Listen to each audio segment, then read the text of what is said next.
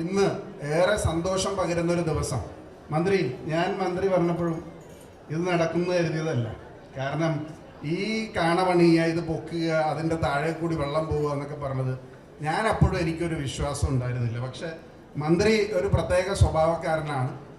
ചിലപ്പോൾ ഉദ്യോഗസ്ഥരായിട്ട് വളരെ പച്ചയ്ക്ക് തന്നെ കാര്യങ്ങൾ പറയും.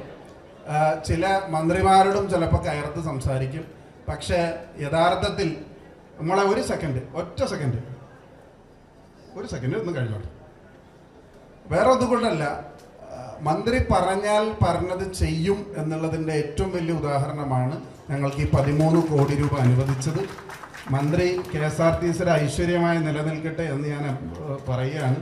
അദ്ദേഹത്തിൻ്റെ പടം എവിടെയെങ്കിലുമൊക്കെ വയ്ക്കും. ഒന്നുമില്ലെങ്കിലും തകർന്നു പോയ മുങ്ങിയ കപ്പലിൽ നിന്ന് ശമ്പളം കൊടുക്കാനെങ്കിലും അദ്ദേഹം തയ്യാറായി എന്നുള്ളത് ചെറിയൊരു കാര്യമല്ല. ഈ ഡിപ്പാർട്ട്മെൻറ്റ് നിലനിർത്തുക എന്ന് പറയുന്നത് ചെറിയൊരു കാര്യമല്ല.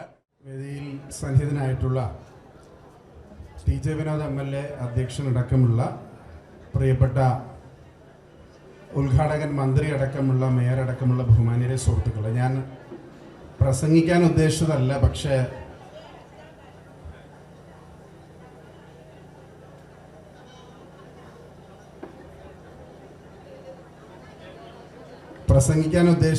പക്ഷേ നിരന്തരമായി നെഗറ്റീവ് ന്യൂസ് മാത്രം വരുന്ന ഒരു സ്ഥാപനം, ഒരു ബസ് സ്റ്റേഷൻ.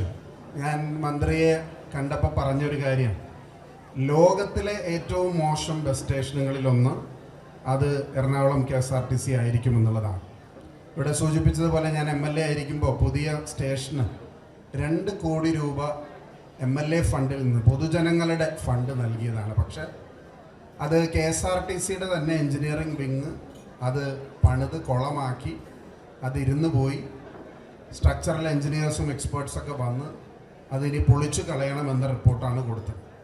ഇത് പൊളിച്ചു കളയാതെ പുതിയതിന് പണം അനുവദിക്കാൻ പറ്റില്ല എന്ന് പറഞ്ഞിരുന്നു. ഞാൻ 1ാം പിണറായി സർക്കാരിൻ്റെ കാലഘട്ടത്തിൽ, അതിനു മുമ്പ് തിരുവഞ്ചൂർ രാധാകൃഷ്ണനും ആര്യാടൻ മുഹമ്മദ് മന്ത്രിയായിരുന്നപ്പോൾ തുടങ്ങിയ പദ്ധതിയാണ്. പിന്നീട് മന്ത്രി വന്നതിന് ശേഷം ഇത് പൊളിച്ചു കളയാൻ ബഹുമാനപ്പെട്ട മുഖ്യമന്ത്രി അടക്കമുള്ള ആളുകളോട്, വിജിലൻസിൻ്റെ ഡയറക്ടറിനെ അടക്കം വിളിച്ച് ശുപാർശ ചെയ്തിട്ടാണ് അത് പൊളിക്കാൻ സാധിച്ചത്.